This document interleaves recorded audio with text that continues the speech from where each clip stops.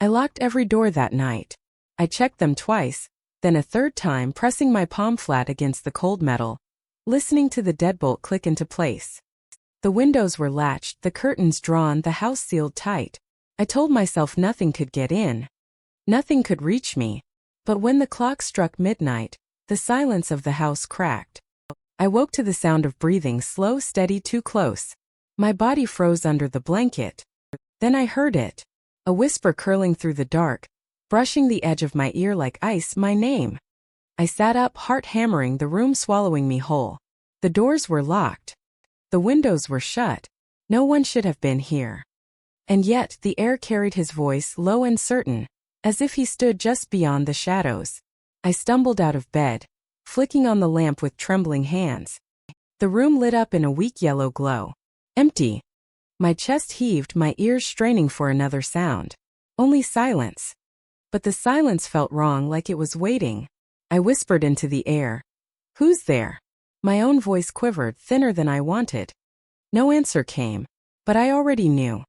I didn't need to hear it again, because that wasn't the first time I'd heard him. The next morning, sunlight poured through the curtains, but it didn't chase away the chill from the night before. I walked through the house, checking every door, every window again. The locks were still in place, untouched. Nothing broken, nothing forced. Yet I couldn't shake it. His voice had been real. Not a dream, not my imagination. He had whispered my name, slow and deliberate, the way someone says it when they know you, when they want you to listen. I told myself I was tired, that maybe stress was twisting my mind, but when I sat at the kitchen table, I saw something that made my stomach turn. On the wooden surface, faint but clear, were marks.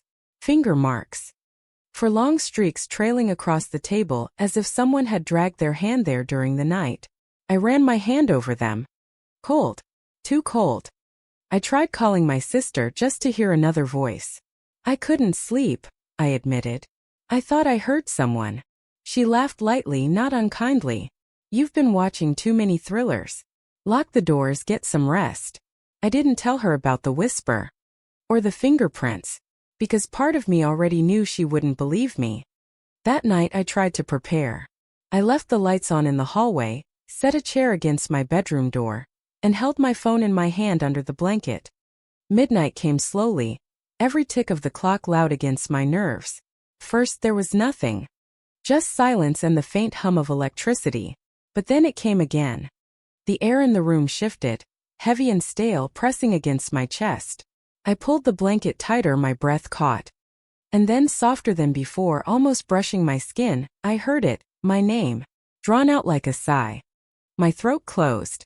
My hand tightened on the phone. I wanted to scream, to ask who was there, but my voice wouldn't work. My heart thundered so loudly it drowned out everything else. The chair against the door creaked.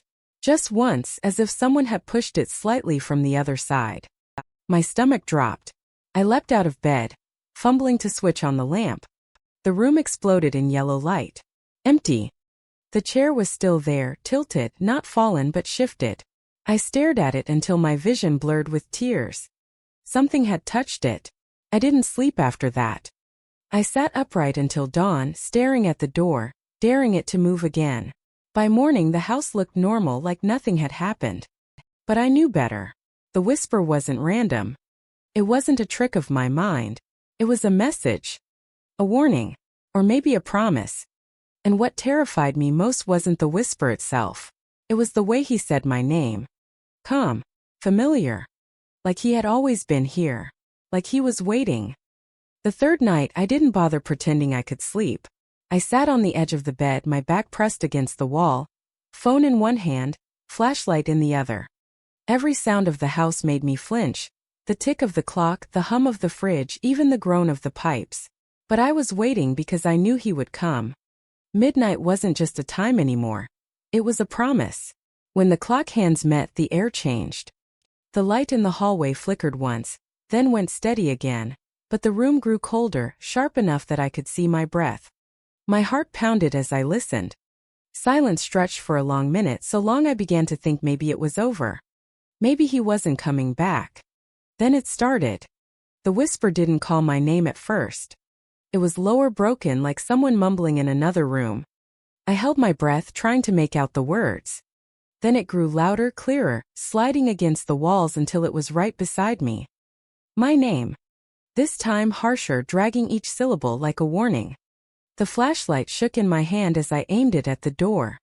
The chair I had shoved against it quivered, the wood groaning as if unseen fingers were pressing on it. My throat burned. "Stop!" I shouted, my voice cracking.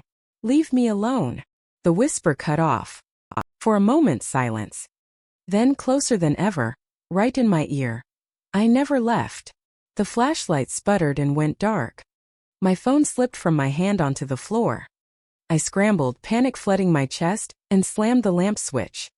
Light flooded the room, harsh and yellow. Nothing. No one. But the chair had fallen flat, pushed hard enough that it slid halfway across the floor. I pressed my back harder against the wall, clutching the blanket like it could shield me. My skin prickled with the sense that I wasn't alone. I could feel him standing there, invisible but certain, breathing in the same air as me. I whispered to myself, "You're not real. You're not real." But the words felt empty. Because deep down I knew he was. The next day, I searched the house from top to bottom. Every door still locked. Every window sealed. But in the dust near the back door I saw them, footprints. Bare. Too large to be mine. They trailed from the door across the kitchen floor before vanishing into nothing. My stomach twisted so hard I nearly fell. Someone had been inside. I tried telling my parents when they called, my voice shaky. "There's someone here. I hear him at night. He whispers my name." They exchanged that tone I knew too well, the one that said I was imagining things. "You need rest," my mother said gently. "Stress does strange things." My father added, "Lock the doors and stop scaring yourself." Their words stung worse than silence. Because I wasn't scaring myself. I was being haunted. That night I didn't wait in bed. I set my phone to record and sat in the living room, every light blazing. Midnight came. For a while, nothing. My eyelids grew heavy, but then I heard it, the floorboards creaking above me, slow, deliberate. I gripped the armrest, staring at the ceiling as the sound moved across the upstairs hallway. Then down the stairs. One step. Another. Closer. I lifted my phone, whispering, "If you're real, prove it." The room went still. Then a whisper slid across the room so close my skin crawled. "I already did." My phone recorded every word.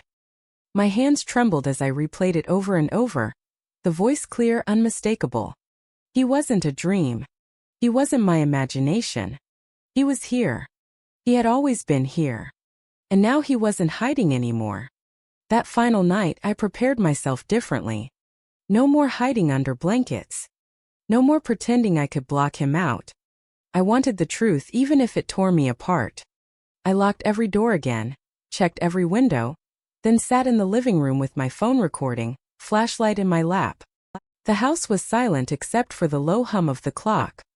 I whispered into the empty air, "If you're here, I'm listening." Midnight struck. The temperature dropped instantly, colder than ever before, making my breath fog in the light. The lights above flickered, one bulb buzzing, and then it began, the creak of the upstairs floorboards. Slow, steady, each step heavier than the last. My chest tightened as the sound moved closer, crossing the hallway, reaching the stairs. My grip tightened around the flashlight. Creak. Creak. The sound dragged down toward me. Then silence. I held my breath. My eyes locked on the dark mouth of the hallway. And that's when it came, his whisper clear and sharp as a blade, curling through the air like smoke, my name. Not soft, not distant, this time it was firm, claiming me. My skin broke into chills. I forced my voice to work. "Who are you?" For the first time he answered. "You know me." My heart pounded so hard it hurt. My throat went dry. The words didn't make sense, and yet they did. The voice, it wasn't a stranger's. There was something familiar in it, buried deep. I whispered again, "Why are you here?" The silence stretched until I thought he wouldn't answer. Then, low and deliberate, "Because you let me in." The lamp on the table beside me flickered violently, the bulb bursting with a sharp pop, glass scattering across the floor. I screamed and shone the flashlight down the hallway. That's when I saw it. A shadow. Tall. Human-shaped but darker than darkness itself, standing halfway down the stairs. It didn't move. It didn't flinch at the light. Just stood watching. My stomach turned to ice. My mind screamed to run, but my body rooted itself to the chair. Then the shadow moved slow, deliberate down another step. Creak. Another. Creak. Closer. The beam of the flashlight shook in my trembling hand, but the shadow never wavered. My voice cracked as I shouted, "Stay away!" It paused. And then I heard it, soft laughter, low and broken, filling the hallway. "You asked for me. You begged for someone to hear you. Now I'm here." Memories rushed into me all at once. Those nights I whispered into the emptiness, crying, begging not to feel so alone. The house had been quiet, the world uncaring, and I had pleaded for anyone to be there.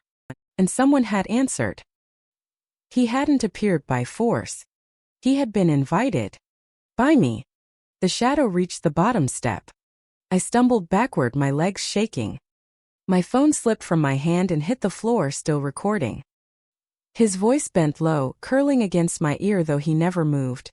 "I told you. I never left." The flashlight flickered, then died. Darkness swallowed everything. I screamed, slamming my hand against the switch on the wall. The overhead light snapped back on, bright, steady, and the hallway was empty. The stairs were bare. No shadow. No whisper. Just silence. I fell to my knees, shaking, sobbing, clutching the phone.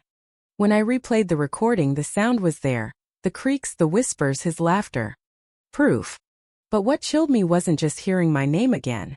It was the last thing he said, spoken after I dropped the phone, too faint for me to hear in the moment. "See you tomorrow." The next morning, I packed a bag and left the house. My parents didn't understand. My sister laughed. But I knew the truth. The locks hadn't stopped him. The lights hadn't chased him. He wasn't in the house. He was with me. Because once you open the door by begging to be heard, you can't close it again. Even now, in different rooms in different towns, when midnight comes, I hear it. That low whisper curling through the dark, saying my name. And each time I remember his promise. He is here. He has always been here. And he will never leave.